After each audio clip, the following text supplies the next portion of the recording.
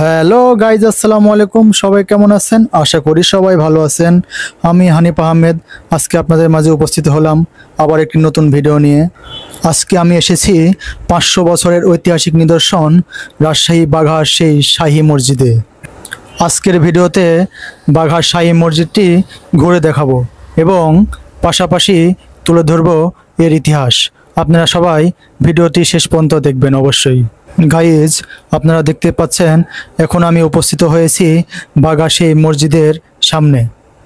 বাঘা মসজিদটি একটি ঐতিহাসিক মসজিদ। সুলতান নাসিরউদ্দিন নুসরাত শাহ 1523 খ্রিস্টাব্দে মসজিদটি প্রতিষ্ঠা করেন। এই বাঘা মসজিদটি 1523 সালের হোসেন শাহীর বংশের প্রতিষ্ঠাতা আলাউদ্দিন শাহের পুত্র সুলতান শাহ নির্মাণ করেন। পরবর্তীতে বিভিন্ন সময় এই মসজিদটির সংস্কার করা হয় এবং মসজিদের গম্বুজগুলো ভেঙে গেলে ধ্বংসপ্রাপ্ত মসজিদের নতুন করে ছাদ দেওয়া হয় 1897 সালে। গাইজ, আপনারা দেখতে পাচ্ছেন মসজিদের চারিপাশে কত সুন্দর মনোরম পরিবেশ। গাইজ, আপনারা সবাই জানেন বাংলাদেশের 50 টাকার নোটের সেই 500 বছরের পুরনো বাঘা শাহী মসজিদের ছবি দেওয়া রয়েছে এবং বাংলাদেশের বিভিন্ন প্রান্ত থেকে দর্শনার্থীরা এই বাঘা শাহী মসজিদটি দেখার জন্য আসেন। প্রতিদিন এখানে হাজার হাজার মানুষ দেখতে আসেন এই মসজিদটি। 500 বছরের পুরনো এই বাঘা শাহী মসজিদটি 256 বিঘা জমির উপর অবস্থিত। সমভূমি থেকে 8 থেকে 10 ফুট উঁচু করে মসজিদের আঙ্গিনা তৈরি করা হয়েছে। উত্তর পাশের ফটকের উপরের স্তম্ভ ও কারুকাজ ধ্বংসপ্রাপ্ত হয়েছে। মসজিদটিতে 10টি গম্বুজ রয়েছে। গাইজ, আপনারা দেখতে পাচ্ছেন মুসল্লিরা নামাজ আদায় শেষ করলেন এবং সবাই বের হচ্ছেন। গাইজ, আপনারা সবাই এই ভিডিওটি শেষ পর্যন্ত দেখার চেষ্টা করবেন প্লিজ। এই বাঘা মসজিদটি গাঁথনি দিয়েছেন চুন ও সুরকি দিয়ে। মসজিদটির ভেতরে বাইরের দেয়ালে সুন্দর মেহরাব ও স্তম্ভ রয়েছে। এছাড়াও আছে পোড়ামাটির অসংখ্য কারুকাজ, যার ভিতরে রয়েছে আম গাছ, শাপলা, ফুল, লতাপাতা সহ ফার্সি খোদাই শিল্পে ব্যবহৃত হাজার রকমের কারুকাজ। এছাড়াও মসজিদ প্রাঙ্গণের উত্তর পাশে রয়েছে হযরত শাহদৌলা ও 5 সঙ্গীর মাজার। বাংলার স্বাধীন সুলতান আলাউদ্দিন হুসাইন শাহর পুত্র নাসিরউদ্দিন নুসরাত শাহ জনকল্যাণ স্বার্থে মসজিদের সামনেই একটি দিঘি খনন করেন। শাহী মসজিদ সংলগ্ন এই দিঘিটি 52 বিঘা জমির ওপর রয়েছে। এই দিঘির চারপাশে রয়েছে সারিবদ্ধ নারকেল গাছ এবং প্রতি বছর শীতের সময় এই দিঘিতে অসংখ্য অতিথি পাখির কলতানে এলাকা মুখরিত হয়ে ওঠে। বর্তমানে দিঘিটির 4টি বাঁধ নির্মাণ করা হয়েছে। এছাড়াও মসজিদ সংলগ্ন জোহর খাকি পীরের মাজার রয়েছে। ভিডিওটি কেমন লাগছে আপনারা সবাই কমেন্ট করে জানাবেন এবং আপনারা সবাই আমার পাশে থাকলে আমি আরও ভালো ভালো ভিডিও বানানোর চেষ্টা করব। আপনারা সবাই বেশি করে লাইক, কমেন্ট, শেয়ার করে দেবেন।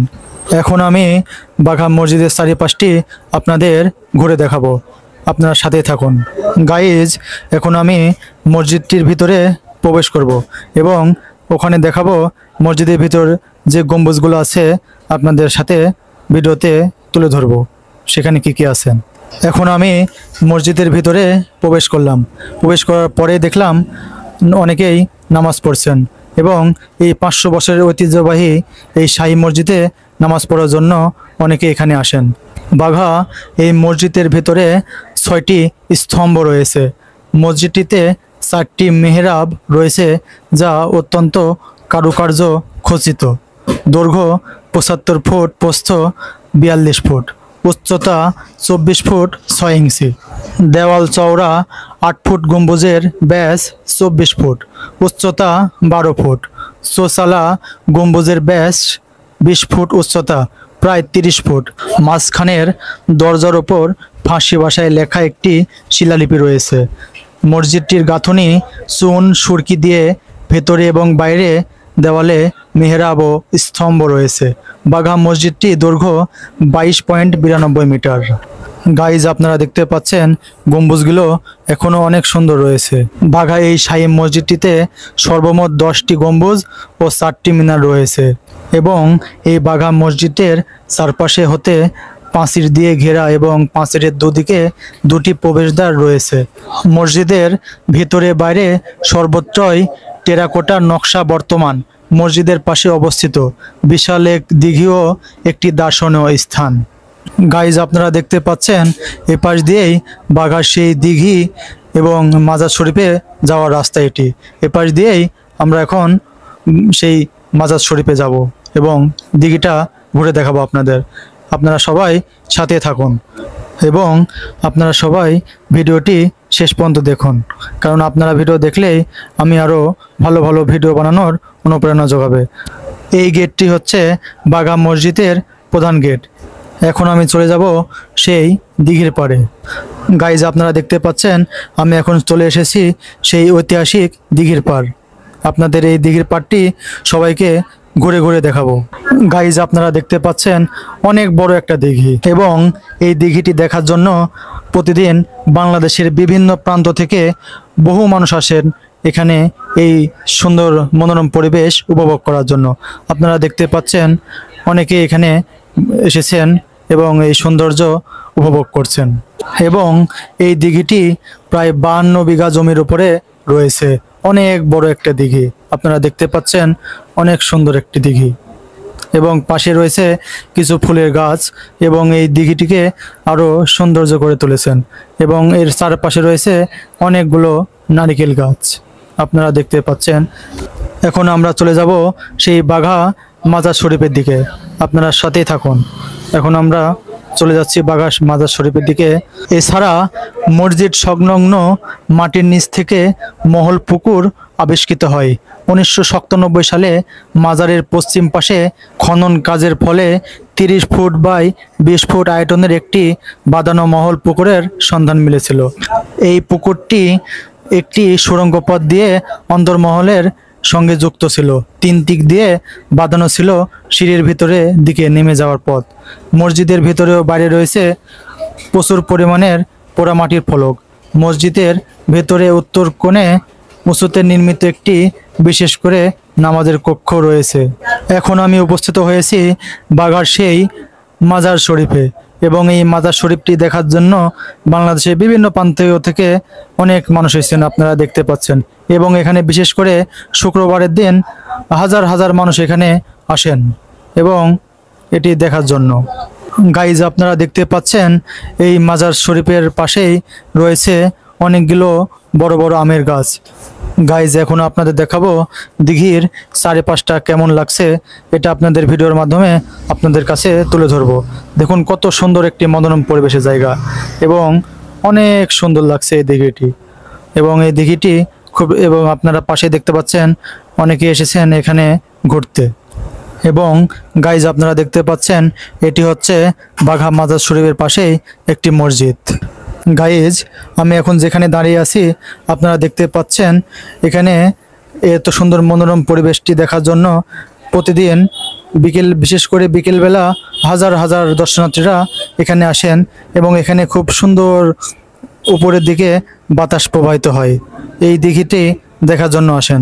এবং এই মসজিদ সংলগ্ন এলাকায় প্রতি বছর ঈদ উল ফিতরের দিন থেকে প্রায় 3 দিন বাঘা মেলার আয়োজন করা হয় এবং এই মেলাটি প্রায় 500 বছরের ঐতিহ্যপূর্ণ।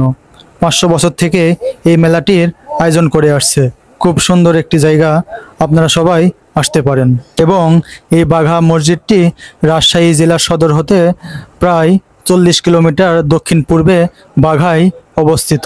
আপনারা সবাই এই মসজিদটি দেখার জন্য আসতে পারেন। গাইজ এখন আমি উপস্থিত হয়েছি বাঘা দরগা শরীফের সামনে, কারণ এটি হচ্ছে মেন গেট। এই গেট দিয়েই বাঘা দরগা শরীফের দিকে এগিয়ে যেতে হয় এবং এখন আমি দরগা শরীফের দিকে যাচ্ছি এবং এপাশ দিয়ে আপনাদেরকে কিছু কী আছে এখানে ঘুরে দেখাবো। আপনারা সাথে থাকুন এবং ভিডিওটি সবাই শেষ পর্যন্ত দেখুন এবং সবাই লাইক কমেন্ট শেয়ার করতে ভুলবেন না। সবাই বেশি করে লাইক কমেন্ট করে দেন, কারণ আপনারা লাইক কমেন্ট করলেই আমি আরও ভালো ভালো ভিডিও বানাতে পারবো। আপনারা দেখতে পাচ্ছেন আমি এখন দরগা শরীফের ভিতরে প্রবেশ করলাম। আমার এই ভিডিওটি আপনারা সবাই পুরোটা দেখবেন, টেনে টেনে দেখবেন না। এখন আমরা চলে আসছি আবারও সেই দিঘির পাড়ে। দিঘির পাড়ে দেখতে পাচ্ছেন খুব মনোরম সুন্দর একটি পরিবেশ রয়েছে এখানে, এবং এখানে দেখতে পাচ্ছেন হাজার হাজার মানুষ এখানে এসেছেন এটি দেখার জন্য, এবং এখানে একটি বসার সুন্দর জায়গা করেছে, এবং এই বসার জায়গাটির কারণে এখানে সবাই আরামে বসতে পারেন এবং এখানকার মনোরম পরিবেশগুলো উপভোগ করতে পারেন। গাইজ, আপনারা দেখতে পাচ্ছেন এটি হচ্ছে বাঘা মাজার শরীফে ঢোকার জন্য প্রধান গেট, এবং এটি হচ্ছে মেন গেট। এ পাশ দিয়েই আমরা প্রথমত এই বাঘা মাজার শরীফে প্রবেশ করেছিলাম। আপনারা দেখতে পাচ্ছেন অনেকে এখানে আসছেন, এবং পাশেই মেন রোড, এবং রাস্তার দক্ষিণ দিকেই রাজশাহীতে যাওয়ার রাস্তা, এবং পূর্ব দিকে রয়েছেন লালপুর যাওয়ার রাস্তা। আপনারা দেখতে পাচ্ছেন এখানে হাজার হাজার মানুষ রাস্তা দিয়ে যাতায়াত করছেন। গাইজ, ভিডিওটি কেমন লাগলো আপনারা সবাই কমেন্টে জানান, এবং সামনে আবার নতুন কোনো ভিডিও নিয়ে আপনাদের মাঝে উপস্থিত হব। আসসালামু আলাইকুম।